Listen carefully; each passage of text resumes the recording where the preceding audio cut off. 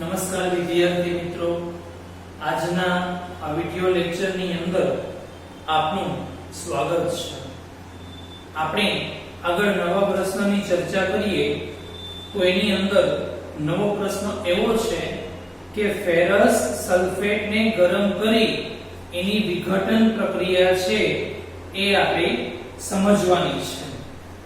તો આપણે શું કરવાનું છે, એક સૂકી એવી ઉત્કલ નળી લેવાની છે। એ લઈ એની અંદર 2 ગ્રામ જેટલો સ્ફટિકમય એવો ફેરસ સલ્ફેટ લેવાનો છે। પછી એ જે ઉત્કલ નળી છે એને બર્નર પર ગરમ કરવાનું છે। એટલે એ જે ઉત્કલ નળી છે એને આપણે ચીપિયા વડે પકડશું।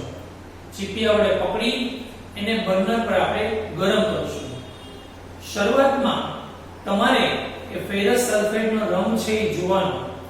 તો આપણે કહી શકીએ કે લીલાશ પડતો રંગ કે આછો લીલો રંગ હોય છે, અને જ્યારે એને ગરમ કરવામાં આવે છે ત્યારબાદ એના રંગની અંદર ફેરફાર થાય છે કે જે કહી શકાય કે લાલાશ પડતો એવો રંગ જોવા મળે છે, એમ આપણે કહી શકીએ છીએ। હવે એની સાથે સાથે આપણને તીવ્ર એવો વાસ ધરાવતો વાયુ પણ આપણને ઉત્પન્ન થતો જોવાય છે। હવે એવું શા માટે કે તીવ્ર વાસ ધરાવતો વાયુ? તો તમે અહીંયા આ રાસાયણિક પ્રક્રિયા જોઈ શકો છો કે આ જેની ફેરસ સલ્ફેટ છે ત્યાં આ સલ્ફર છે। તો એ સલ્ફર છે ને એનું દહન થાય છે। તો સલ્ફરનું જ્યારે દહન થાય છે ને ત્યારે એની સાથે આ સલ્ફર ડાયોક્સાઇડ અને સલ્ફર ટ્રાયોક્સાઇડ એવા વાયુઓ છે બહાર નીકળે છે, જેને લીધે શું થાય છે તો કે જેને લીધે આપણને તીવ્ર વાસ આવે છે એમ કહી શકાય છે। તો જ્યારે ફેરસ સલ્ફેટ છે એને આપણે ગરમ કરીએ એટલે ઉષ્મા લેવું, તમે નિશાની પણ મૂકી શકો છો, એટલે આપણને ફેરિક ઓક્સાઇડ સાથે સાથે સલ્ફર ડાયોક્સાઇડ અને સલ્ફર ટ્રાયોક્સાઇડ ઉત્પન્ન થાય છે। સલ્ફર નું દહન થાય છે એટલા માટે આપણને તીવ્ર એવા વાસ ધરાવતો વાયુ છે એ જોવા મળે છે એમ આપણે કહી શકીએ છીએ। પછી આગળ નવી પ્રશ્નની ચર્ચા કરીએ તો પ્રશ્ન છે વિઘટન પ્રક્રિયા એટલે શું? આપણે એ વિઘટન પ્રક્રિયા છે એ ઉદાહરણ આપીને સમજાવવાની છે। તો આ પણ એક વિઘટન પ્રક્રિયા છે અને આ વિઘટન પ્રક્રિયા છે। તો કે આ એક પ્રકારની રાસાયણિક પ્રક્રિયા આપણે કહીએ કે આ એક પ્રકારની રાસાયણિક પ્રક્રિયા છે। હવે તમે જોઈ શકો છો તીરની નિશાની છે, તો તીરની જે નિશાની છે એ તીરની નિશાની ડાબી બાજુ કોણ શું કહેવાય? પ્રક્રિયકો છે, અને જમણી બાજુ શું છે તો કે નિપજો છે એમ આપણે કહી શકીએ છીએ। તો જુઓ પ્રક્રિયકો કેટલા છે? એક જ છે। નિપજ તો કે એક થી વધારે છે। તો એનો અર્થ એમ કહેવાય કે જે રાસાયણિક પ્રક્રિયાની અંદર પ્રક્રિયામાં જો પ્રક્રિયકોની સંખ્યા એક જ હોય અને એમાં જે નિપજ ઉત્પન્ન થાય છે એ નિપજ એક થી વધારે ઉત્પન્ન થતી હોય તો એવી રાસાયણિક પ્રક્રિયા છે એને વિઘટન પ્રક્રિયા કહેવામાં આવે છે। તો આ એક પ્રકારની વિઘટન પ્રક્રિયા, જો આપણે કીધું છે કે ફેરસ સલ્ફેટને ગરમ કરી વિઘટન પ્રક્રિયા સમજવી, તો વિઘટન પ્રક્રિયકો એક જ છે, ગરમી આપવામાં આવે છે એને કારણે એક થી વધુ આપણને નિપજો ઉત્પન્ન થાય તો એ શું થઈ? વિઘટન પ્રક્રિયા થઈ।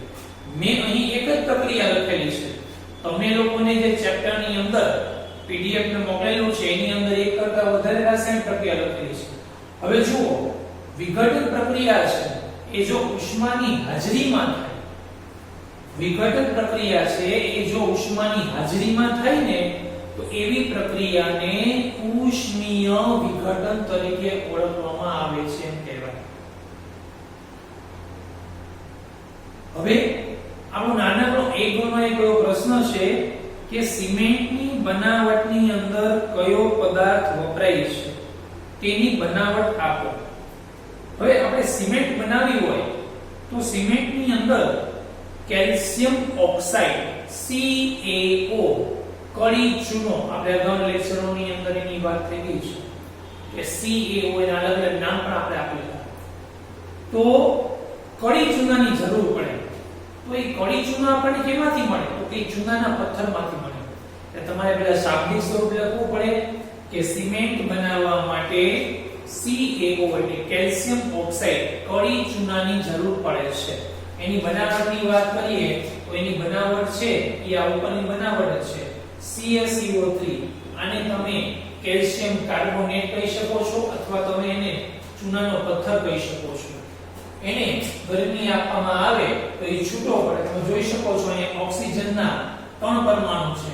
તો આ કેલ્શિયમ છે એ કેલ્શિયમનો એક પરમાણુ ઓક્સિજનના એક પરમાણુ સાથે જોડાશે એટલે શું બન્યું કેલ્શિયમ ઓક્સાઇડ બન્યું. હવે આ 3 હતા એક અહીંયા ગયો એટલે વધ્યો શું બે ઓક્સિજન બન્યા અને એક કાર્બન એટલે CO2 અને કાર્બન ડાયોક્સાઇડ વાયુ છે એ મુક્ત થાય છે એમ આપણે કહી શકીએ છીએ. એક ગુણની અંદર આ વસ્તુ આવી શકે. હવે આપણે લેડ નાઇટ્રેટના વિઘટનની વાત કરવાની છે. આપણે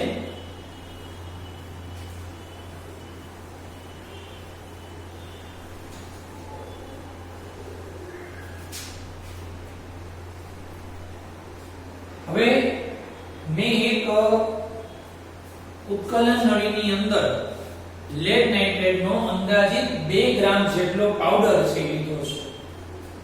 તો અંદાજિત 2 ગ્રામ જેટલો પાવડર લીધો. હવે એને હું ગરમ કરીશ ઉત્કલન નળીને. તો એને પકડીશ શેનાથી તો કે હું એને ચીપિયા વડે પકડી અને ગરમ કરીશ.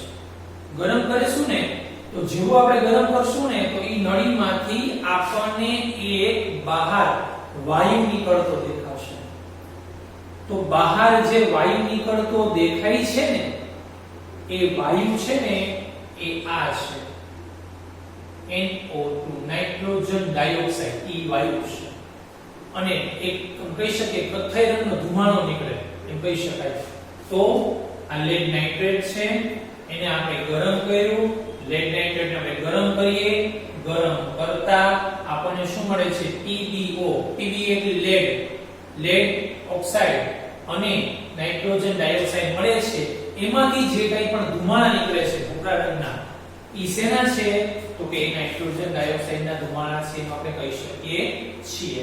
તમારે શાબ્દિક સ્વરૂપની સાથે રાસાયણિક પ્રક્રિયા છે એ પણ લખવી પડે એમ કહી શકાય. હવે તમારે પાણીનું વિદ્યુત વિભાજન કરવું છે.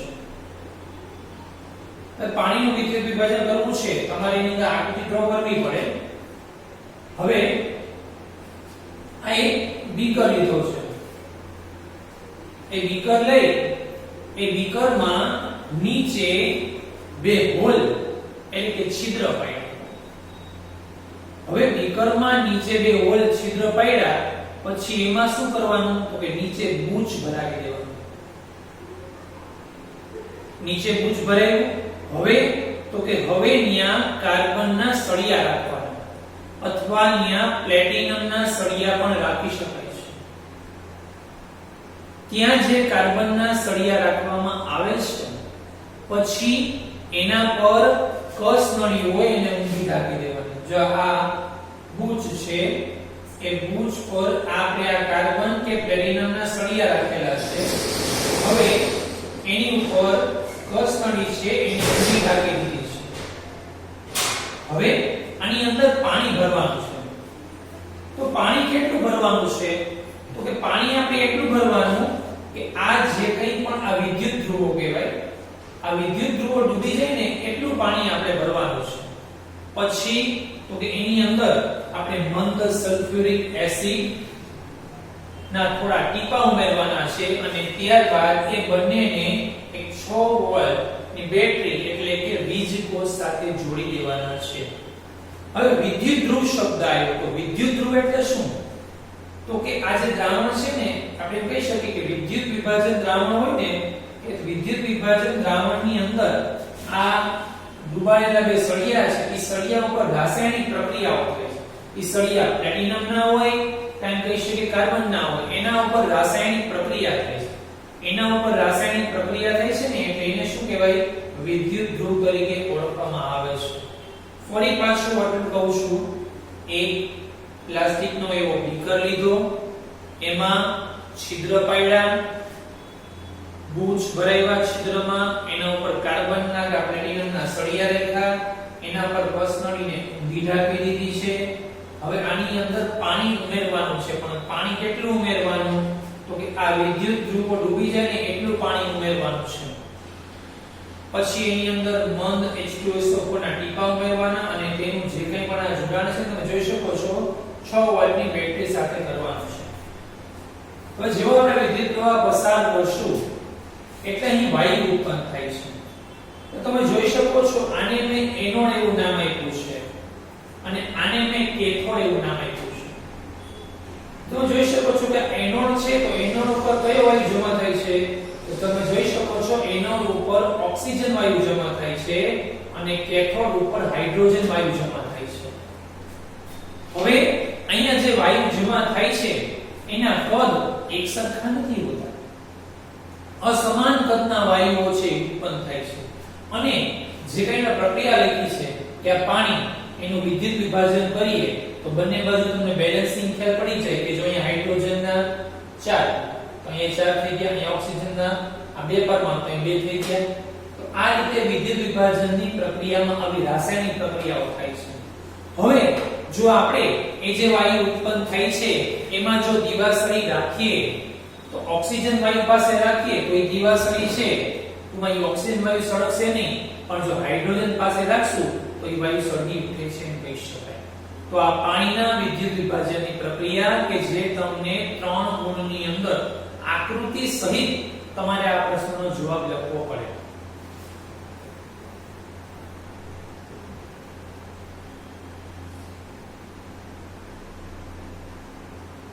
પછીનો પ્રશ્ન છે સિલ્વર ક્લોરાઇડ નું સૂર્યપ્રકાશની હાજરીની અંદર વિઘટન કરવાનું છે.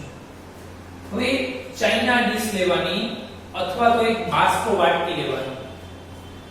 એની અંદર તમારે શું લેવાનું છે? તો કે એની અંદર તમારે 2 ગ્રામ જેટલો સિલ્વર ક્લોરાઇડ લેવાનો છે. તમે લોકો જે 2 ગ્રામ જેટલો સિલ્વર ક્લોરાઇડ લ્યો છો એ સિલ્વર ક્લોરાઇડ છે એ સફેદ રંગનો હોય છે. એને આપણે સૂર્યપ્રકાશમાં રાખીએ છીએ, ત્યારબાદ એમાં રંગ પરિવર્તન થશે અને એ જે રંગ પરિવર્તન થશે એ ભૂખરા રંગનો થશે એમ આપણે કહી શકીએ છીએ. હવે અહીંયા વિઘટનની પ્રક્રિયા થશે. વિઘટનની પ્રક્રિયા થશે જો આ સિલ્વર ક્લોરાઇડ છે અને સિલ્વર બ્રોમાઇડ છે સૂર્યપ્રકાશમાં રાખેલું છે દર્શાવ્યું છે. આ વિઘટનની પ્રક્રિયા છે. હવે અહીંયા એક વસ્તુ એક ગુણની અંદર એવું પૂછાય કે આ સિલ્વર ક્લોરાઇડ અને સિલ્વર બ્રોમાઇડ છે એનો ઉપયોગ ક્યાં થાય? તો કે શ્યામ અને શ્વેત ફોટોગ્રાફી હોય ને એની અંદર આનો ઉપયોગ થાય છે એમ આપણે કહી શકીએ છીએ. તો 2 ગુણની અંદર સામાન્ય એવો પ્રશ્ન, એક બાષ્પ વાટકી કા ચાઇના ડીશ લેવાનું, એની અંદર 2 ગ્રામ જેટલો સિલ્વર ક્લોરાઇડ લેવાનો, એને તડકાની અંદર રાખતા એમાં રંગ પરિવર્તન જોવા મળશે, વિઘટનની પ્રક્રિયા થશે જે દર્શાવેલી છે. આ બંનેનો ઉપયોગ છે એ આપણે શ્યામ કે શ્વેત ફોટોગ્રાફી છે એમાં કરી શકીએ છીએ.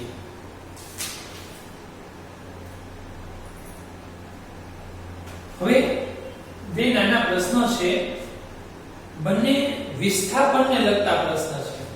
હવે વિસ્થાપન એટલે શું? તો ફિઝિક્સ ની અંદર તમારે ધાતુ ચેપ્ટર આવશે, એમાં સક્રિય ધાતુ નો એક આખો એક સ્તંભ આવશે. તો વધુ સક્રિય અથવા એમ કહી શકીએ વધુ ક્રિયાશીલ તત્વ હોય એ ઓછો ક્રિયાશીલ તત્વ હોય ને એને એના સંયોજનમાંથી છૂટું પાડી નાખે છે. આપણે ઉદાહરણ જોશું ને તો આપણને વ્યાખ્યા બહુ સારી રીતે સમજાશે કે કોણ વધુ ક્રિયાશીલ તત્વ છે, કોણ ઓછો ક્રિયાશીલ તત્વ છે, કેનું સંયોજન છે, કેમાંથી શું છૂટું પડે છે, તો આપણે સરળતાથી સમજી શકશું. હવે આપણે 3 ખીલી લઈએ છીએ. 3 ખીલીને આપણે કાચ પેપરથી સાફ કરી નાખીએ છીએ. કાચ કાગળ જેને કહીએ સાફ કરી નાખીએ.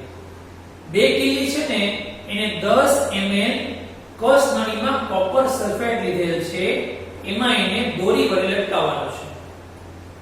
ફરીથી કહું છું, એક કસ નળીમાં 10 ml જેટલું કોપર સલ્ફેટ નું દ્રાવણ લેવાનું છે, જેની અંદર બે ખીલીને દોરી વડે બાંધી અને 20 મિનિટ સુધી રાખવાનું છે. એ બે ખીલી રહી, આપણે ત્રીજી ખીલી બહાર રાખવાની છે. 20 મિનિટ પછી તમારે શું જોવાનું છે? તો કે જે ખીલી છે ને, એ ખીલીનો રંગ જોવાનો છે અને બહાર રહેલી ખીલીનો રંગ સાથે તપાસ કરવાનો. સામાન્ય રીતે તમે જોયું કે ખીલી કેવા રંગની છે એ તમને ખબર હોય છે. તો જ્યારે એ બે ખીલીને પેલા CuSO4 એટલે કોપર સલ્ફેટના દ્રાવણમાં ડુબાડેલી હોય છે, ત્યારબાદ 20 મિનિટ પછી બહાર કાઢતા એનો જે રંગ છે ને, એ રંગ એ બંને ખીલી કથ્થઈ રંગની થઈ જશે અને એ જે દ્રાવણ છે એ ભૂરા રંગનું થઈ જશે. એની આ રાસાયણિક પ્રક્રિયા છે. આ બંને વિસ્થાપન પ્રક્રિયા છે. આ કેવા શું માંગે છે? તો આ બંને પ્રક્રિયાની અંદર Fe એટલે આયર્ન, જેને લોખંડ કહીએ છીએ, Zn એટલે ઝિંક, આ બંને વધુ સક્રિય ધાતુ છે, ક્રિયાશીલ તત્વો છે એમ પણ કહી શકીએ છીએ. આપણે પહેલી પ્રક્રિયાની વાત કરીએ ને, તો અહીંયા આ ફેરસ વધુ ક્રિયાશીલ તત્વ છે અને Cu ઓછો ક્રિયાશીલ તત્વ છે. આ આખું સંયોજન થયું છે CuSO4. તો ફેરસ શું કરશે? આની સાથે જોડાશે અને કોપરને આની સાથે છૂટું પાડશે. જો છૂટું પડી ગયું. આમાં એક વસ્તુ છે, ઝિંક છે એ કોપર કરતા વધુ ક્રિયાશીલ છે, એટલે કોપર સલ્ફેટમાંથી કોપરને છૂટું પાડી નાખશે. તો હું વ્યાખ્યા આ રીતે બોલ્યો ને, વ્યાખ્યા હું એમ બોલ્યો કે વધુ ક્રિયાશીલ તત્વો, આ વધુ ક્રિયાશીલ તત્વો ઓછા ક્રિયાશીલ તત્વોના સંયોજનમાંથી, તો કોપર ઓછો ક્રિયાશીલ તત્વ છે, એનું શું કરશે? વિસ્થાપન કરશે, છૂટું પાડી નાખશે. તો આ પ્રોસેસ શું કહેવાય? વિસ્થાપન કહેવામાં આવે છે. તો આ વિસ્થાપન પ્રક્રિયા થઈ. આ મેં તમને જે પ્રવૃત્તિ કીધી એ વસ્તુ વાત છે, લોખંડની ખીલીની વાત છે. અહીંથી આગળ સરકારના નિયમ મુજબ જે કોર્સ છે એ કટ કરાવેલો છે, એ આગળ હવે આપણે આવશે નહીં. તો આ સાથે આ ચેપ્ટર છે એ પૂરું થાય છે. તમને લોકોને મારે છેલ્લું એટલું કહેવાનું છે કે લખવાની પ્રેક્ટિસ રાખજો, તમને આ ખૂબ જ ફાયદો થશે. આ સાથે આ પહેલું પ્રકરણ તમારું અહીં પૂરું થાય છે.